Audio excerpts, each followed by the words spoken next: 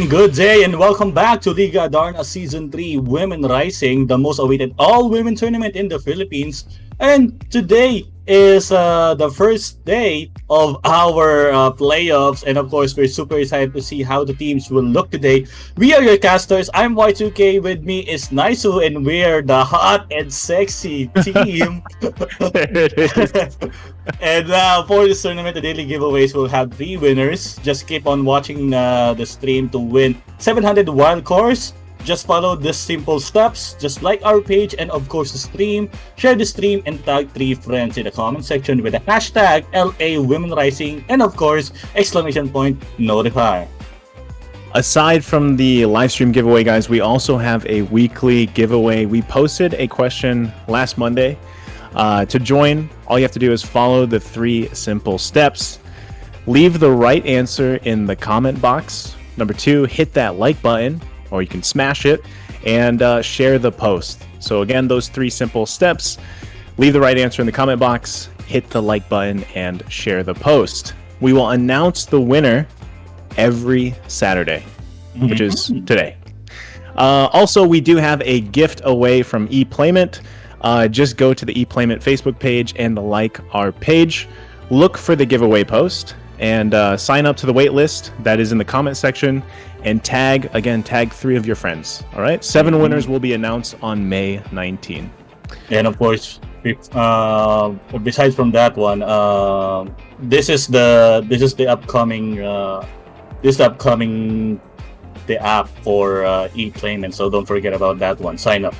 Yep, and before we officially begin, we would like to acknowledge our partners in making Liga Adarna possible. Liga Adarna Season 3 Women Rising is co-presented by Smart Communications Incorporated, the Philippines' leading wireless provider, and it is powered by ePlayment Entertainment.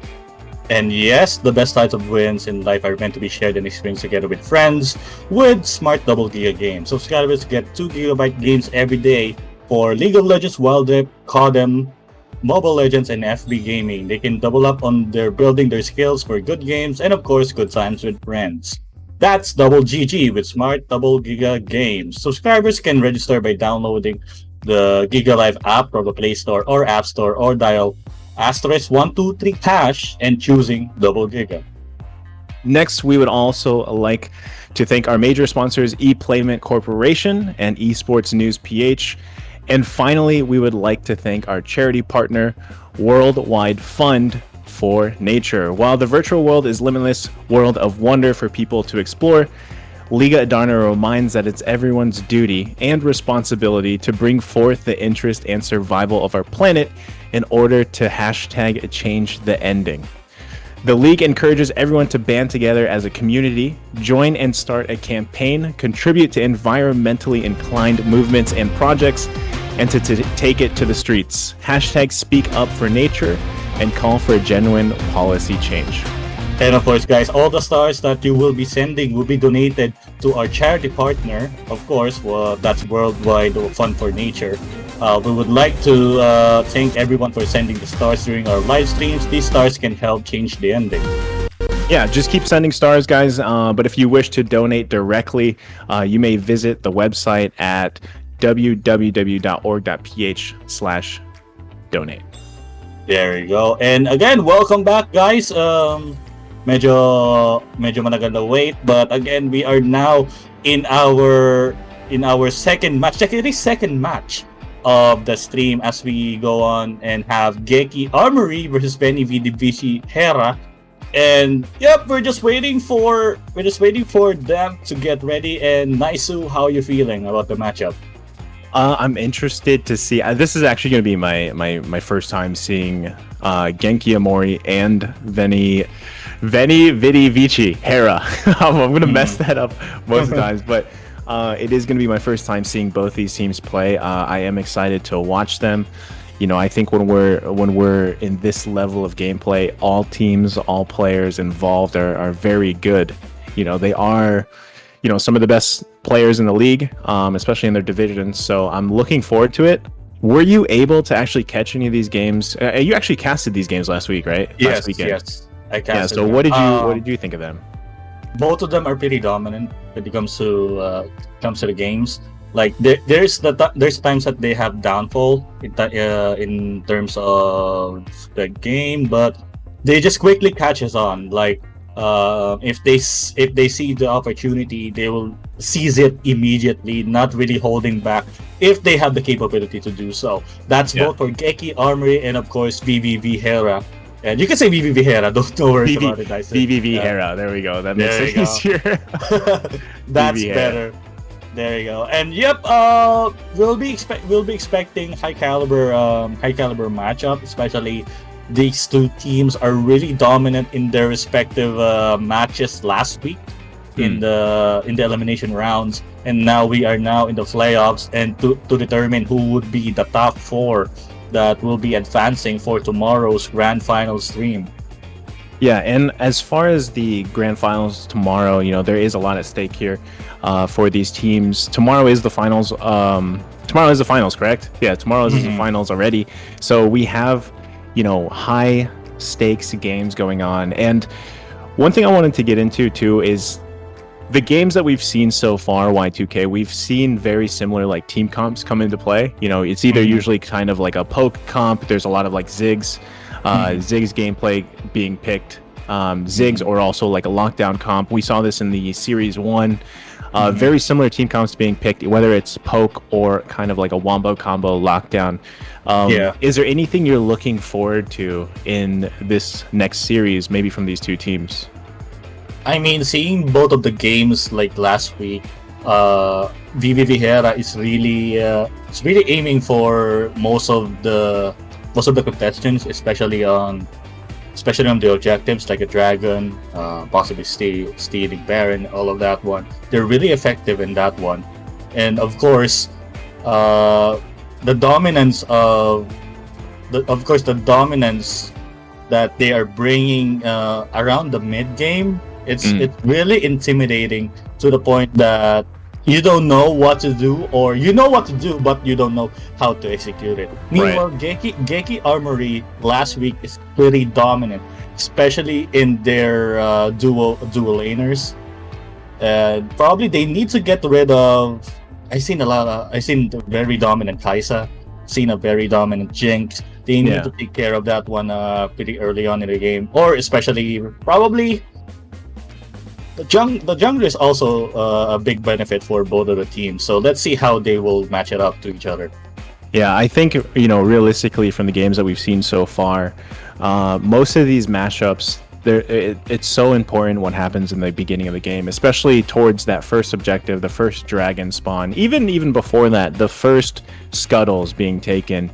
We've seen these games somewhat be not technically decided in those first few minutes of the game, but more so that snowball potential is usually decided in that first objective, the scuttles. We saw from previous games a bad dragon fight can turn into a crazy snowball game for whether it be your AD carry, your mid laner, whichever. So I think both of these teams really need to emphasize on who they're going to jungle with to win those objectives, win those skirmishes, and hopefully grab those dragon buffs and even the Rift Herald, because Rift Herald and dragon again is so important in Wild Rift, and that's somewhat of a deciding factor to lead into mid game and then into late game. So and I've been seeing that Wukong is banned. Wukong is one of the game changer for VVV Hera, as we've seen on last week's games. There's of course Gragas, there's Wukong. That's what the jungler usually use in VVV Hera. Meanwhile, probably in Genki Armory, they're aiming for probably hyper carries again with a Kai'Sa, Jinx, or probably Tristana. We saw the Tristana Ziggs, but that's a pretty devastating start for a mid game, just in case, because once the damage scales from Tristana bombs and of course the Ziggs bombs, your turret can go from full health to no health in just a matter of seconds. Yeah, and they recently, I think Tristana just got that recent little minor buff, so we are seeing her more picked more in the competitive scene. We still see a lot of Kaisa and Jinx lately. Now Tristana's kind of in that pick, and as much as possible, I would love to see some other ADCs picked, but I just feel like even with the changes to Kaisa a little bit and everything, she's still such a strong pick in the AD carry role. And of course, you look at the supports, you have like Braum. Braum's picked quite often. We saw in the previous series Sona's being picked for support for, again, if they're going for a poke comp. So we're gonna have to see, like, with the recent changes, because we just had a patch, was it this week, and we're gonna have to see, if any surprise picks, like who would surprise you as a pick for any of these teams. Is there someone, is a specific champion you would like to see, or some type of surprise pick that you would like to see? Of course, Gragas is given. I mean, Gragas in not only in Wild Rift but in PC version. I mean, Gragas. It's really a treat whenever you see Gragas, like either burst Gragas or like a tanky Gragas. It's still a treat, especially if you really execute it properly. Other than that, like I usually want to see Olaf and Lulu combo. The Ragnarok and of course a Wild Growth. It's really makes the Olaf really unstoppable. Of course, Camille. Xin Xiao is not really that strong anymore. Unlike in the first patch, he really got nerfed so bad that he's almost unplayable. But he's still reliable. It's such that there's better options right now besides from him. And of course, Aurelion. I really want to see Aurelion Soul, but because of our utility meta, it's not gonna work. I think I've only seen Aurelion Soul picked maybe once or twice, but I mean, as a mid main myself, like I would love to see some Twisted Fate. I don't know if that's gonna happen or not, but they're like, in terms of picks, I think here in the competitive scene we see a lot of similar team comps being made, but over time with the changes being made to certain champions and everything, it's really exciting, I guess, to see the possible changes in these metas, right? In these metas. I wouldn't say there's necessarily like an established, there isn't a set in stone, these champions are good, these champions are bad. I think that in the competitive scene, if played correctly and if the execution is there, someone like Xin Zhao, like you mentioned, like someone like Xin Zhao can be played at a competitive level if he's built around like the team and everything. So I'm looking forward to seeing what these two teams can pick for their team comps. So like before, like Xin Zhao is mandatory, but now with the recent changes, he's just like depending on the team synergy. I mean, Vi would be more viable. That's not a pun, but Vi would be more viable rather than Xin Xiao at the moment. But for the viewers, we're just waiting for the teams to get ready. They're just waiting for the other members. I see in the comments that please start, let's start the po kayo or something. I'm just waiting. We're just waiting. You can just we can just chill for now. Just waiting for them to have the go signal, and once the go signal is on, our resident Curie Izaq is just standing by for our draft. Yeah, I think both teams are just about ready. Like we said, they want to make sure that they, everyone's good to go basically before we get into this. But again, we're just gonna hold tight, and we're gonna get started really shortly here. Again, don't forget to like, share the stream. Again, this is Liga Adarna. Don't forget about that one. Of course, this is Liga Adarna Season 3 Women Rising, and of course we have giveaways as Naisou told earlier. We have 3 winners. Just watch the stream, and of course like the stream, share the stream, and tag 3 friends in the comment section with the hashtag LA Women Rising and !notify to win 700 wild cores. Yeah, and aside from that, we also have the gift away from ePlayment. If you guys didn't hear earlier, all you have to do is go over to the ePlayment Facebook page, like the page. Make sure you guys like the page. A lot of people forget to do that. So make sure you like the page. Look for the giveaway post. It's going to be there on the timeline. Sign up. to the wait list that is in the comment section and tag 3 of your friends. That's another important thing. Make sure you guys, you tag your friends, and Mhm. 7 winners will be announced by May 19th.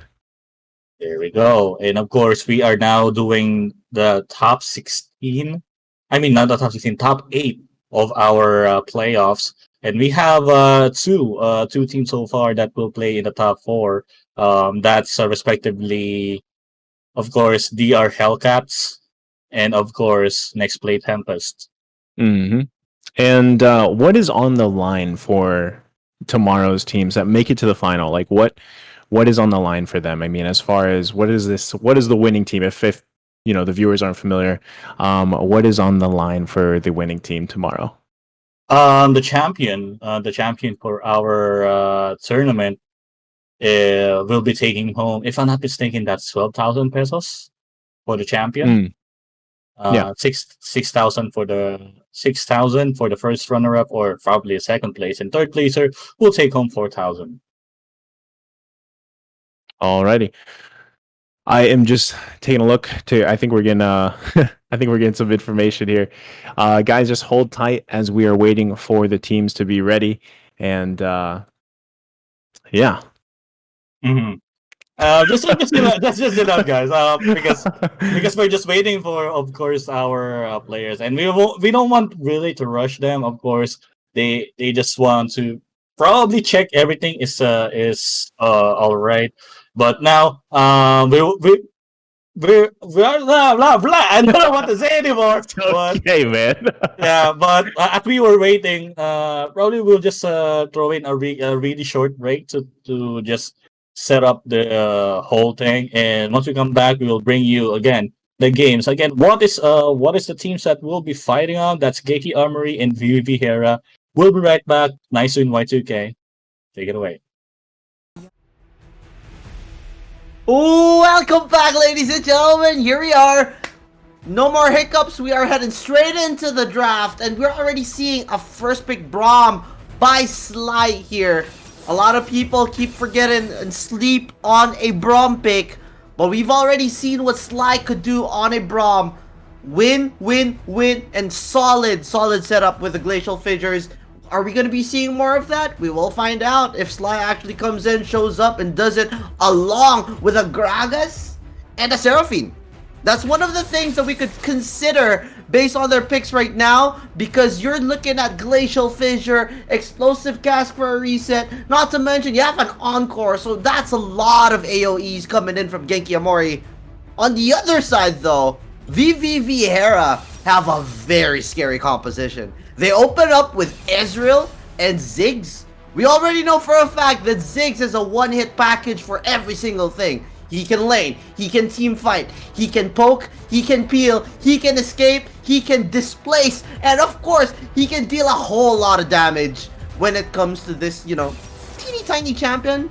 It's small but terrible when it comes to the damage output because of what chess can do with a mid lane champion with a lot of burst. To add to the poke of the Ezreal, a Janna for the clear save with the Monsoon. You also have the initiators in a J4, possibly even a Garen being hovered right now.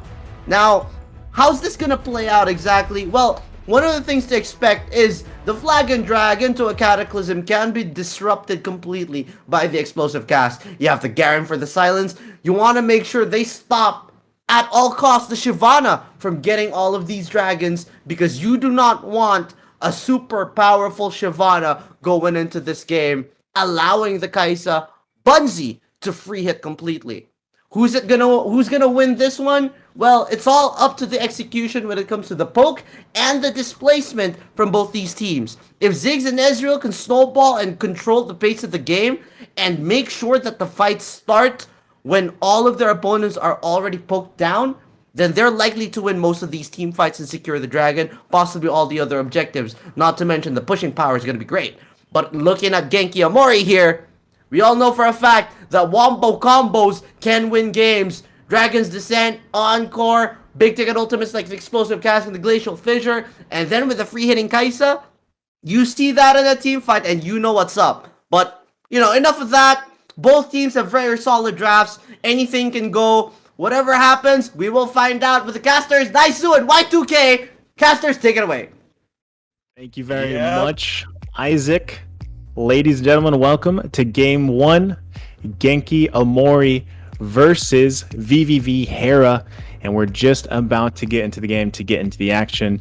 And what are you noticing from these picks and bans, Y2K? This is probably a Gragas Baron lane. Okay. So on the other side, probably the Genki Amory is more on the burst capabilities. Meanwhile, VV Hera is more on probably sustain and of course the probably snowball.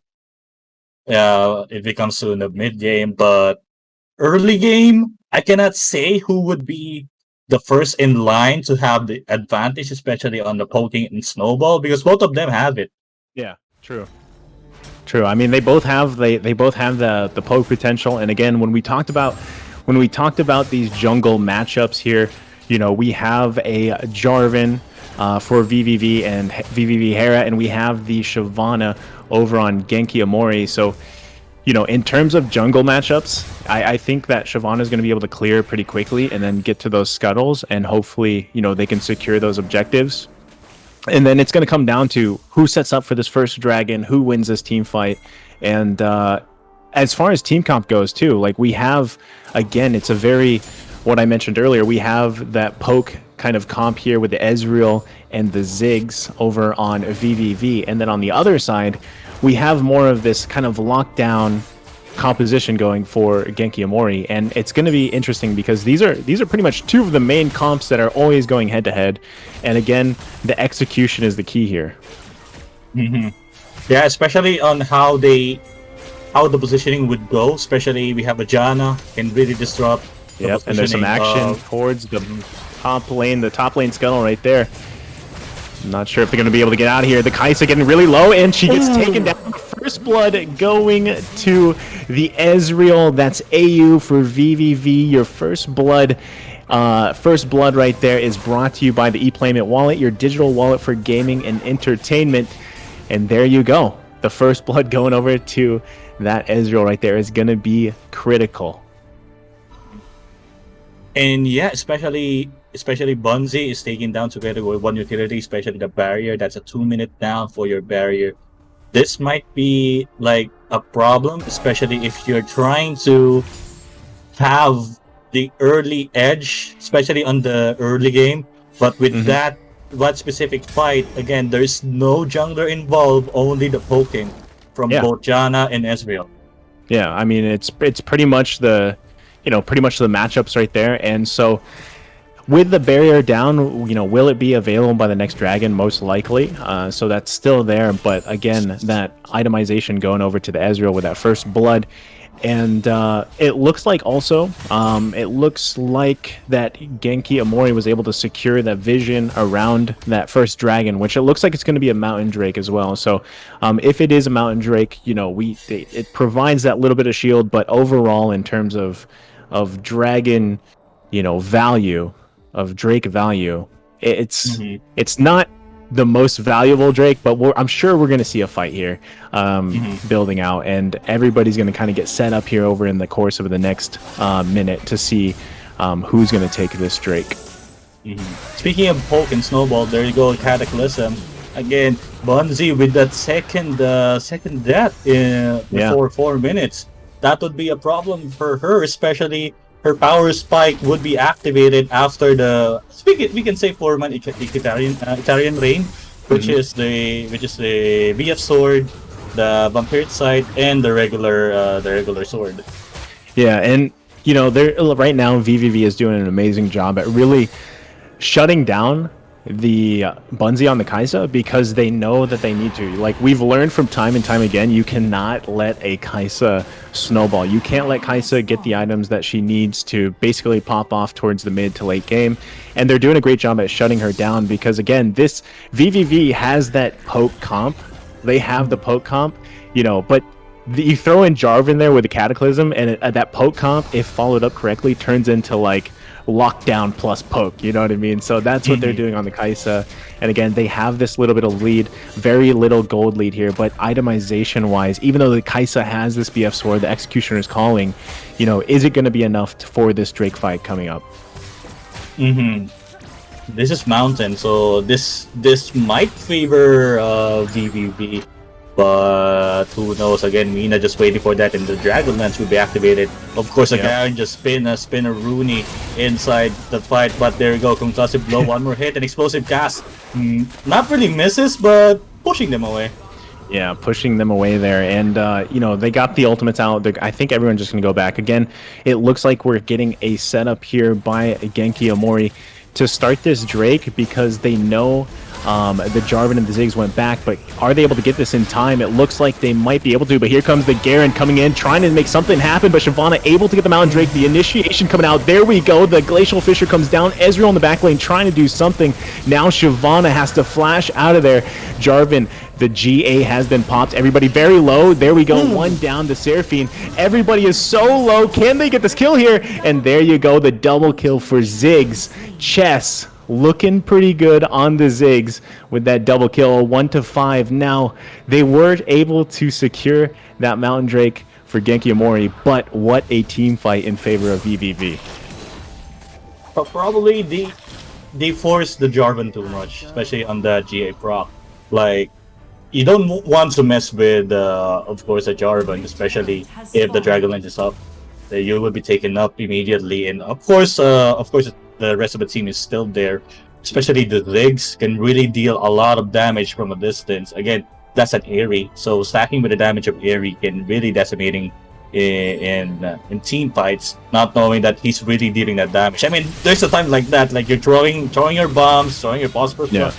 Phosphorus bomb is Sporky, but throwing your bombs, and then suddenly you realize that you deal a lot of damage. Yeah, it looks like they're forcing this Rift Herald too. There's the explosive cast. Are they? Jarvan getting really low again, but there's the kill, and Garen grabs the Rift Herald, and now everybody is trying to retreat because they've secured that Rift Herald. Unfortunately, Jarvan going down in the fight. But there you go, as you were just saying, you know, the objectives are going to be important here. They're forcing that Jarvan, but in a way, is it worth it? What's happening here with the jungler, and are they able to capitalize on these objectives? I mean, I get what they're doing, like early GA to probably sustain more in the team fights. GA is not really touched by super cooldown. Yeah. Only the cost is severely affected because we remember the marksman meta that they're building GA as early as like probably 3 minutes. About 4 minutes, but still a big factor if you're the jungler, especially if you're the jungler that really do all the engages, all the damage with the Shyvana's Dragon Form and of course Jarvan's Cataclysm combo can really pin down the opposing team if there's a follow-up. But in this case, the Cataclysm can be disengaged by either the explosive cast Body Slam or with the Prom's Glacial Fissure. I mean, you can imagine the possible counters, but I don't know what BBV's plan is. I've seen the Jarvan last week. They really want for the contestation of the objective, but let's see what's in store for us. Yeah, plus you have to consider like VVV's plan right now. They managed to get the Rift Herald, right? They know that an Infernal Drake is the next Drake. So they have that potential to make that play. Like, let's drop Rift Herald in mid lane to open up the map at the same time. You know, make Genki Amory decide: are we going to take this Rift Herald, or are we going to give up an Infernal Drake? Most likely, they're not going to give up an Infernal Drake. Because that will really benefit this team composition for VVV. But now they have that card in their pocket, and it's going to depend if they decide to use it, which I'm sure they will. There we go. There's a wild Encore coming out. And I'm sure they have that information now that the Encore is not available for mine. So we're going to see here in the next 15 seconds what they decide to do and how they play this out. I mean, I get the point, the Encore.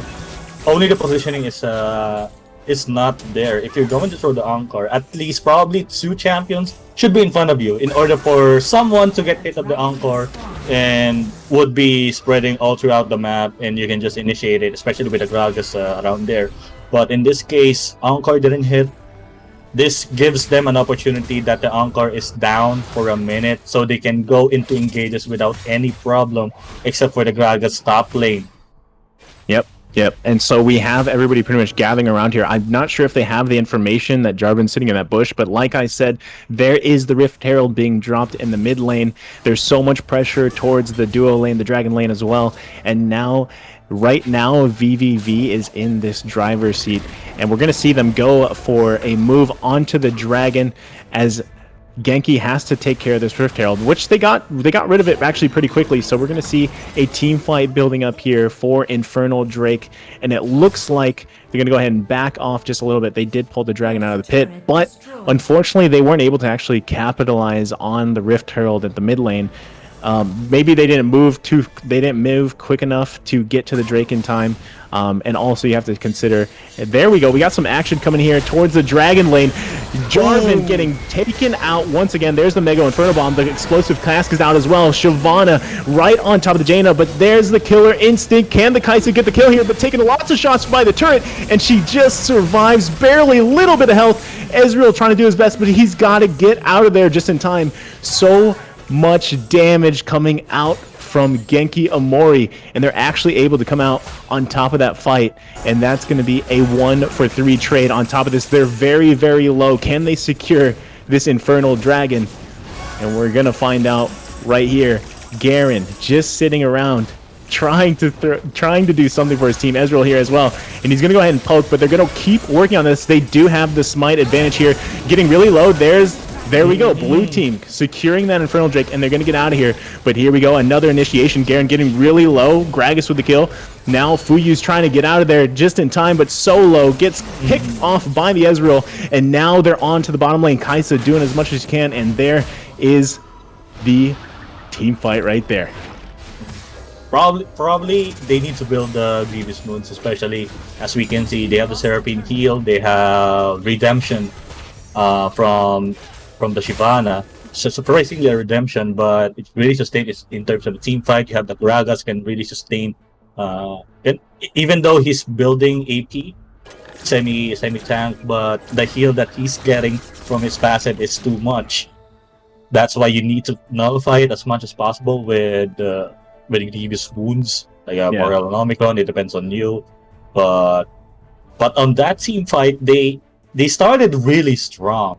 They did, yeah. And then suddenly all things turned around when the Ziggs tried to kill Bunzi, which is not really a good idea if you didn't throw your bomb, or at least you had an enchanted auto attack, which is the Lich Bane. Yeah, I mean that it's surprising because the team fighting here on both sides are very, very good. You know, it's such a little difference in the gold, and so itemization is very even across the board. Of course, you know, Genki Amory does have those 2 dragon buffs, but on top of that, it's pretty even-sided right now, and you're going to see these tier 1 turrets start going down, and the players are going to start going ahead and getting their first and second items if they don't already have those. As you can see, most of the champions already have 2 of their core items in play there. So now, as tier 1 turrets go down, they're going to open up the map, open it up for a possible early Baron, try to pick somebody off, transition into a Baron, and here you can see the Gragas getting really low. He's going to get taken down. Mancy of Justice coming in from the Garen, and this is exactly what I was talking about. They're looking for the picks, and now you have everyone up here. Kai'Sa trying to get up there in time. Bunzi, if Bunzi can get up there, there might be initiation, but there's just so much poke damage from this composition by VVV. Ezreal and the Ziggs, then now they're going to siege this turret. Can they get it down in time? But there's so much wave clear as well for Genki Amory, and they might just call it off and back off for now. What a skirmish. Oh, there's little Mega Inferno Bomb going out there as well. There's a jump shot.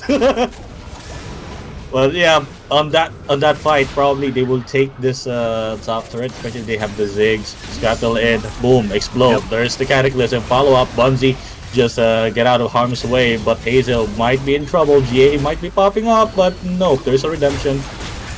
They just tend to back off or probably still poke, so they have the advantage when it comes to the team fight.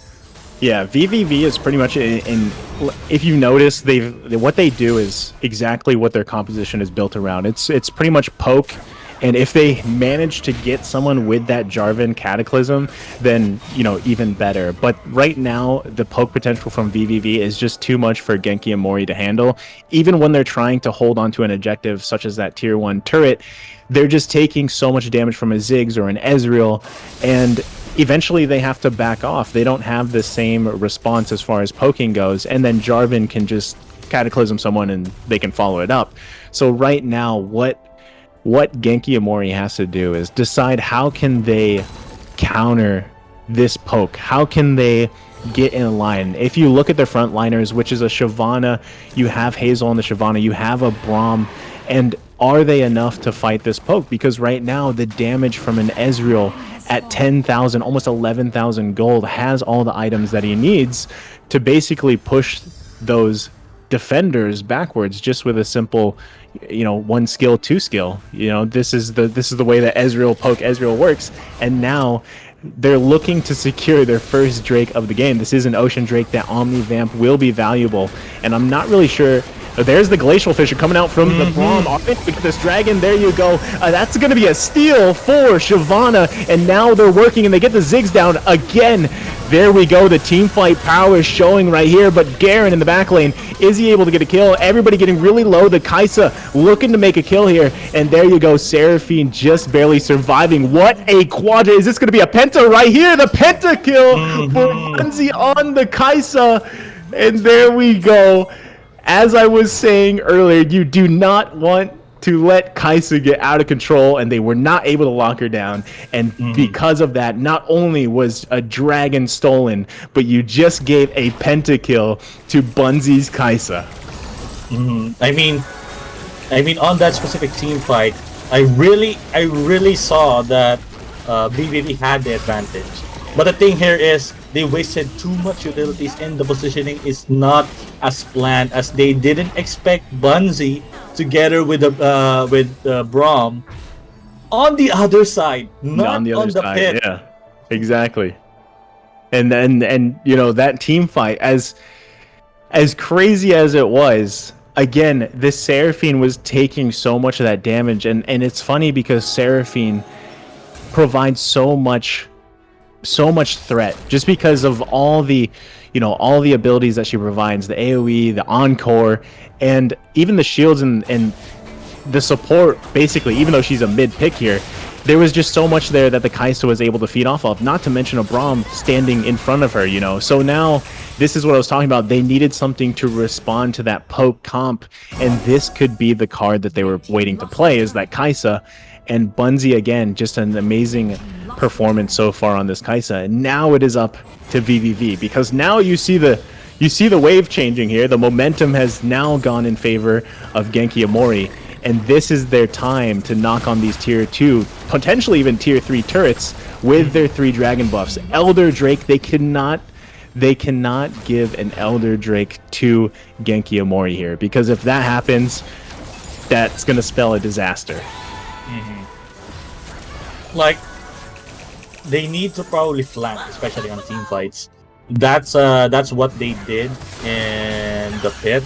I don't know if they can still keep up that momentum, especially if Bunzi can really free hit together with that concussive blow by Braum. Can really deal a lot of damage, especially on team fights, even though you're still going to pick up one by one. But the most important thing here is you have the Ruinous Hurricane. Some of the damage can really spread out, and stacking all of the passive Kai'Sa together with the Braum is pretty devastating. But in the other side, the advantage of course, this Adarna and Ezreal is really the poking capabilities, the sustain capability, and of course the shielding.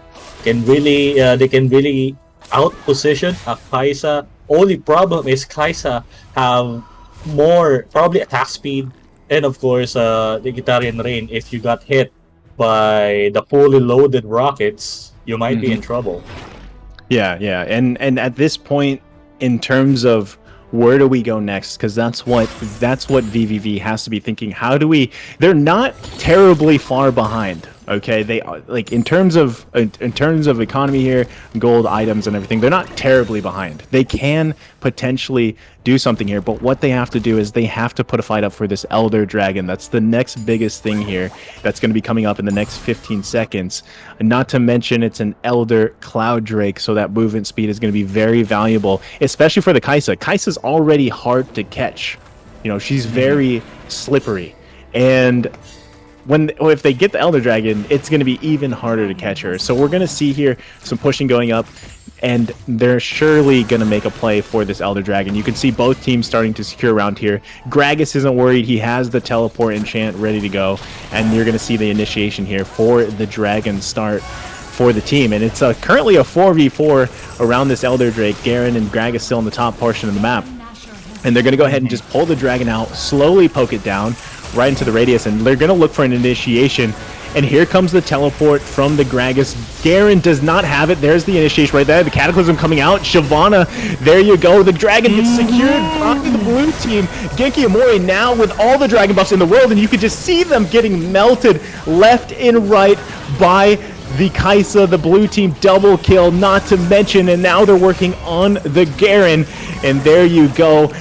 Very tanky, actually, but that's going to be it right there. He's going to have the GA, going to most likely get taken down. They're going to go ahead and focus on the mid here, and this could be possibly a push into the Nexus at 20 minutes. Again, fully Dragon buff. Genki Amory here to show that they're ready to play and that they're going to take this game one. Garen trying to do his best, but ladies and gentlemen, that is not going to be enough. And there we go. Game one going to Genki Amory. I mean, that's not a bad call for the J4 to go inside the Elder, because one thing to consider, especially on contestant, delete or knock up immediately the opposing jungler to avoid the smite. Yeah. One problem is the smite didn't secure it. It's Bunzy's normal attacks. Yeah. And then when that happened, two of VVV already deleted from the scene, and that gave them an advantage on finishing the game. Again, 1-0 right now for Genki Amory, and for the post-game analysis, we will throw in to our resident president analysis. Izaq, take it away. All right, ladies and gentlemen, we had a very interesting game number one, and to break it all down for you, it's the story right now when it comes to Genki Amory. What do you got to do to take down GK? Quite frankly, we don't even know, because the same thing happened yet again, and GK do it again. Their main carry goes down, loses 0-3 early game. We saw this on Hanyu with the Katarina. Big turn, snowballs, 2 quadra kills. Now we see it on Bunzy stepping up, knowing that there's no Hanyu, there is no problem. Bunzy just went absolutely off after a 0-3 start. All of this with the heroics coming in from Fuyu, from Hazel, and from Sly. Why? Because they wanted to make sure that the Kai'Sa could catch up. Lots of things here to actually break down, but one of the biggest things to actually focus on was a jump barrier from Sly in the second dragon that saved Bunzy, allowing for a 1-for-3 trade, securing the second Drake. Inferno, by the way, big deal. And then bringing Kai'Sa back into the game. They did not overstay like what they made in the first Drake. Big mistake there. They turned it around, learned from the mistake, immediately second Drake in. And then if you look at the charts, you know for a fact, VVV Hera doing really solid. Yes, playing catch up all the way was Genki Amory. Why? Because the Kai'Sa was playing catch up as well. Shutting the Kai'Sa down early was great, but VVV Hera just could not maintain it. And you can see it from the charts. The moment the pentakill from Bunzy hit, the lead just kicked up and it just went on and on from there. And that lead isn't exactly very big. The most we've seen was above 6,000 gold. Yeah, you might think that's a big deal, but not in this game because it was dead close. The game was that close that it all came down to the final Drake, the Elder. What happened there? It was the AoE setups. Bunzi positioning, it went for a very, very solid win. Again, they do it because of one thing though. If you break down that final fight, Gragas had teleport before that Elder. Gragas came in, used the explosive cast. Yes, the flag and drag was great, but then you have so much AoE to stop the J4 from actually smiting down that Elder, allowing for who else but Bunzi to last at the Elder, immediately Killer Instinct in, wipe everyone out, dying in the process. But since everyone else was gone aside from the Garen who came in late to the party, you already know for a fact that the rest of GK could end up finishing it, taking out the Garen who had a GA. Instead of focusing and waiting on taking out the Garen, they just rushed the tower, objective gaming first, and then taking the core there. So if we actually look at the damage charts from this game alone, you can see that it was fairly even. It was not all Bunzi, it was not all mine, it was not all Fuyu. It sure as hell wasn't Sly on the damage output, you can see it there. But if you look at the damage and the damage taken, they were all fairly equal. Fuyu, being the hero, just really taking the brunt of the hits, dying several times in the process just to make sure mine and Bunzi remained safe. Because the last line of defense was Sly, and if Sly could not protect the AD carry, you know that the GK lineup would have fallen apart there. All of them working together, even stats, damage output, damage taken, kill participation, all solid throughout this game, shows that they played like a team and not as individuals. And if you play together, working to make sure that you enable each other, you see a beautiful game coming in from Genki Amory, and we were actually gonna need to look at how VVV Hera can come back from a game like this when they were ahead for most of the game. And with that, we head into game number 2, breaking things down. Of course, our wonderful casters, Naisou and Y2K. Back to you! Back to us! And thank you so much, Izaq, for that wonderful analysis, the post-game analysis. Again, this brought to us by Smart Double Giga Games. So if you want to enjoy with your friends and of course your playmates, this is the perfect one for you. Double GG, that's 2 GB games every day for League of Legends, Wild Rift, Call of Duty Mobile, Mobile Legends, and FP Gaming. Just download the Giga Life app on Play Store or App Store, or just dial *123# and choose Double Giga.